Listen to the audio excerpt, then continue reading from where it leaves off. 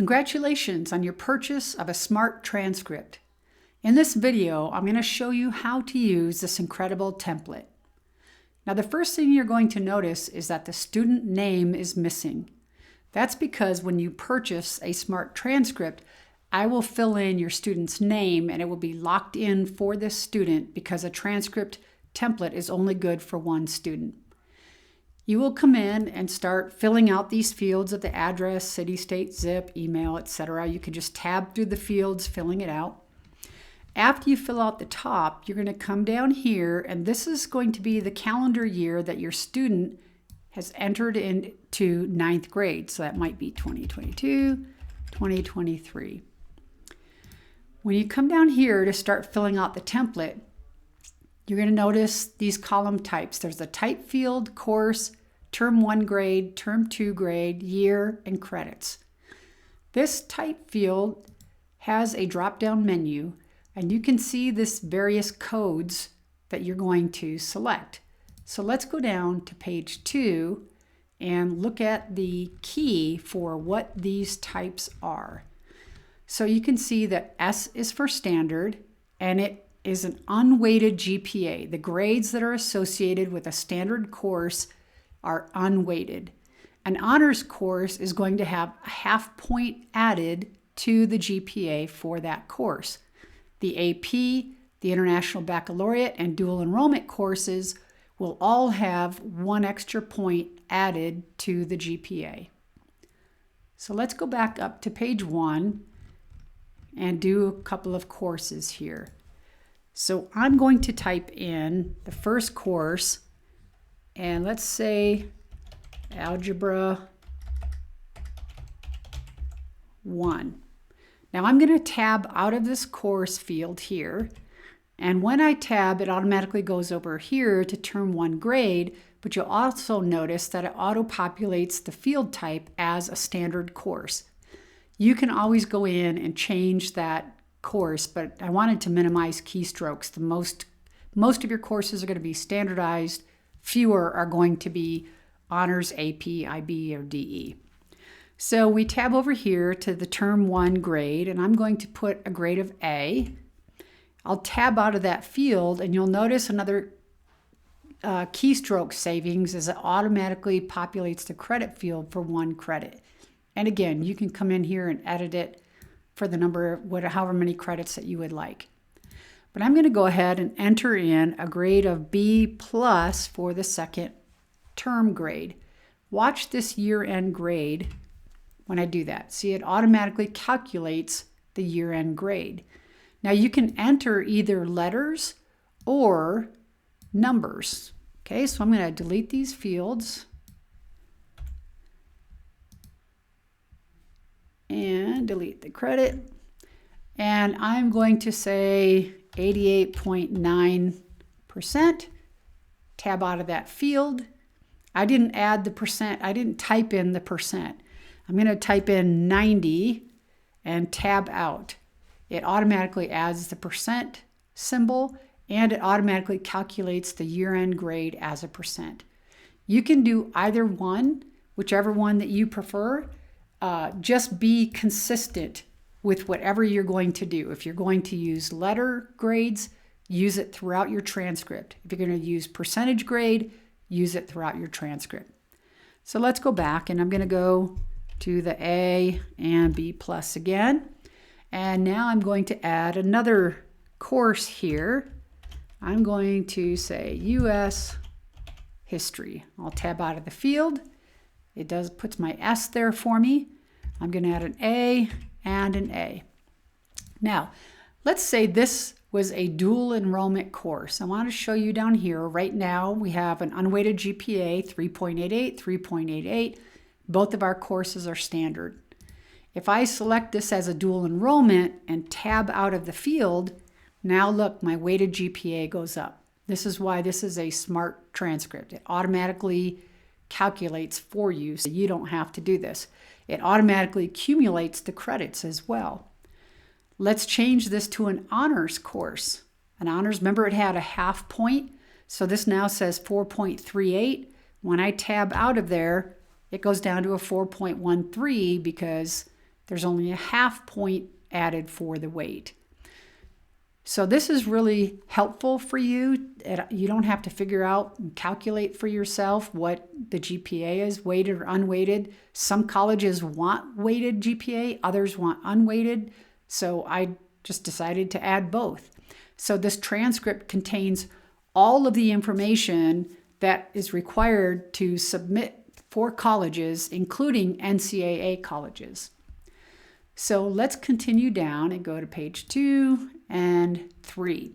Now here is the grading scale that I use that's behind the GPA that I showed you and the calculations. There is not one universal grading scale. Colleges don't care what grading scale you use. They just want to know what that grading scale is. So that's why it's important to have that listed. Now down here, this schools attended section, this is for primarily any school that your student attends where an official transcript will be sent to the college on behalf of your student. So let's use my example up here, pardon me, let's go back and say this was a dual enrollment course. Here's how you would label that. I'm going to put an asterisk there, and I'm going to come down here, and I'm going to put an asterisk here because my student took this course through Liberty University online. And I'm going to put the start date, end date, and the address of Liberty University. Now, if your student doesn't do any dual enrollment, or if they don't take any classes from a school that's going to send an official transcript, then you can put, for example, a co-op. ABC co-op is where your student, let's put that asterisk here. Let's say this course up here was not a dual enrollment, it was a standard course, and you can see that little menu there. Let's say it was a standard U.S. history course, but they took the course through ABC Co-op, and you could put start date, end date, and an address. You want to identify it as a co-op because it tells the college that there isn't going to be an official transcript coming from this co-op. However, it's important to put on here because colleges like to see that there were courses taken outside of the home. If your student has taken any, they were taken outside the home, whether at a public or private school, dual enrollment, or through a co-op.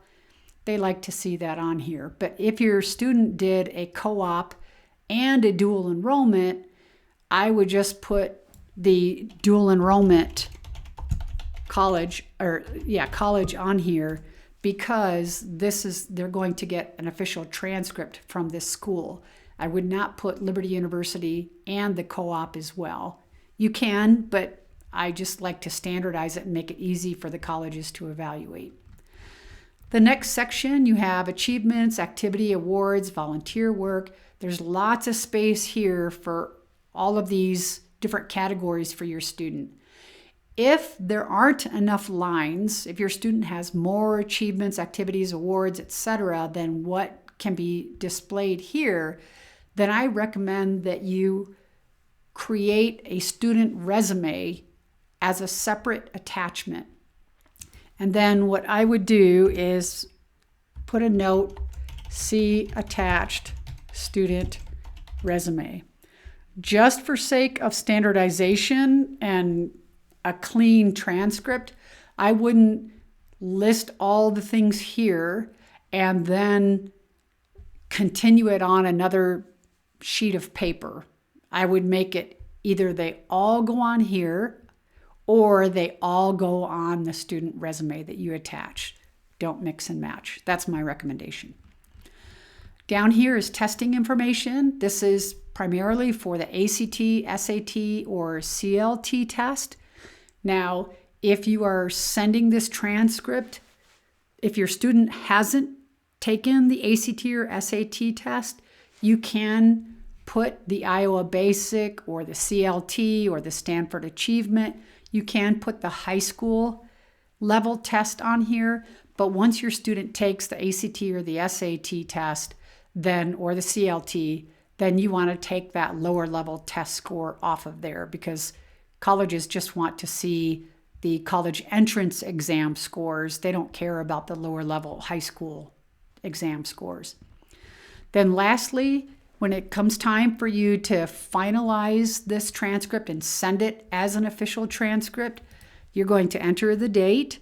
So, hang on, caps lock, April 20th, 2022. You can print the name of, this is for the principal. Print the name of the principal. I'll say the student was John Doe. I'm going to say the dad is James Doe. Now, before you finish this signature, the first thing you want to do, and I would have done this right, you're going to have this file name when I send it to you after you purchase it. I'm going to have it labeled as the student name. So you would have received this file called John Doe transcript. Okay, so that would be the file name. You want to save this file before you sign it. Now when it's time to sign it, you want to come up here to fill and sign, and you want to place a signature. Now I've already created the signature. I've already created the signature for James Doe, but let's say you want to do a different signature. You just do change saved signature, and now you type in James Doe. Now you can change the signature style. There's 4 of them. I like this one, but you can choose any one you want. This one actually is my favorite, but for some reason, Adobe cuts it off here. I don't know what the problem is with that. So I'm going to select this one. I'll say accept. And now you can see I can move around this signature, and I'm going to place it right here. And I can use my arrow keys. You can continue to drag it if you want, but I find it's more difficult to do that. It's easier to use arrow keys, right, left, up, down. But once you have it placed where you want it, now when you click the save button, Adobe's going to automatically rename the transcript with the word signed in there.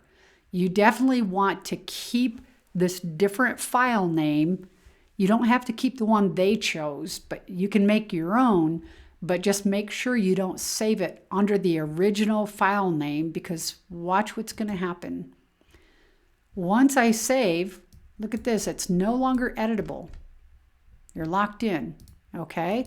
That means if I need to update, if I sent this transcript when my son John was in 11th grade and he hasn't finished his 12th grade courses, I'm locked out of adding any future courses. So this is an official signed transcript.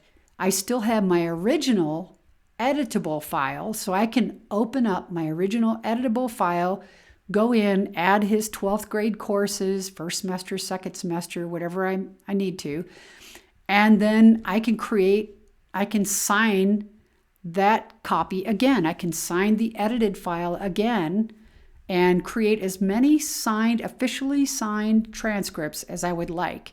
You just can't override that original editable, fillable form, or else you're locked out of the transcript. So I hope you find that this transcript template is a blessing to you, and thank you for your business.